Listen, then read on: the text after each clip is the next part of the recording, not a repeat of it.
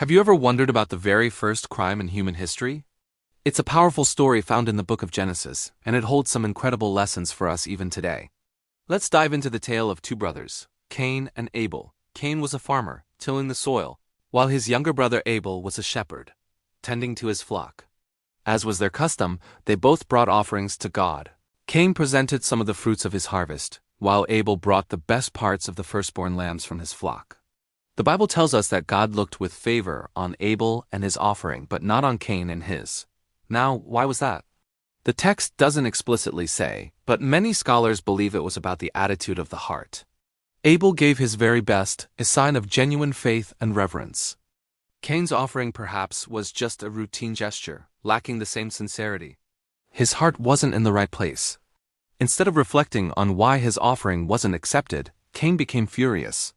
His face was downcast, filled with anger and jealousy.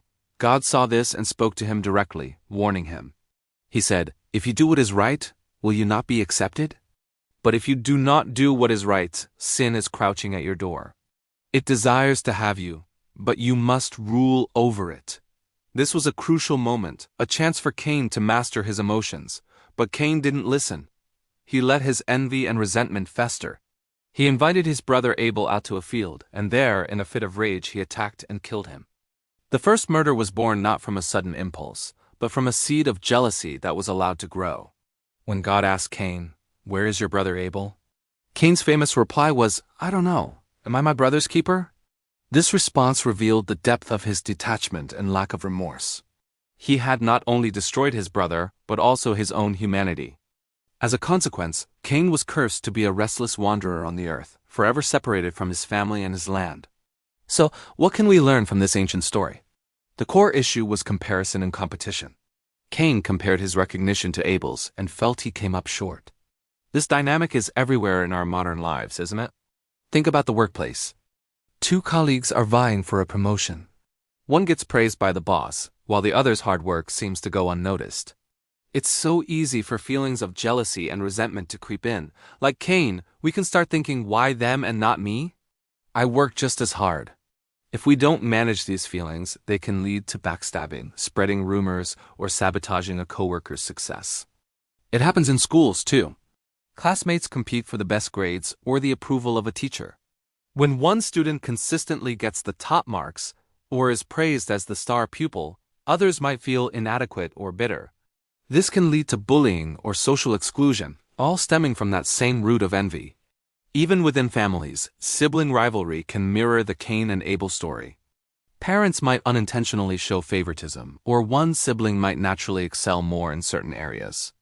This can create a lifetime of resentment, if not addressed with open communication and love. A brother might feel he's always living in his older sibling's shadow, just as Cain felt overshadowed by Abel's favor. The key lesson here is the one God tried to teach Cain: you must master your emotions. Sin, in this case, envy, anger, and bitterness, is always crouching at the door. It's waiting for a moment of weakness. It's our responsibility to recognize these destructive feelings and choose a different path. Instead of letting jealousy consume us when someone else succeeds, we can ask ourselves, what can I learn from them? Or how can I improve myself? We can choose to be happy for our friends, colleagues, and siblings. We can choose collaboration over competition. The story of Cain and Abel is a timeless warning. It reminds us that we are, in fact, our brother's keeper. We have a responsibility to care for one another, to build each other up, not tear each other down. So the next time you feel that sting of jealousy, remember Cain.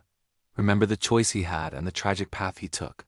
Let's choose to master our darker impulses and cultivate a heart of gratitude and support for those around us. Thanks for watching. If this story resonated with you, give this video a like and subscribe for more content that explores the powerful lessons from the past. See you next time.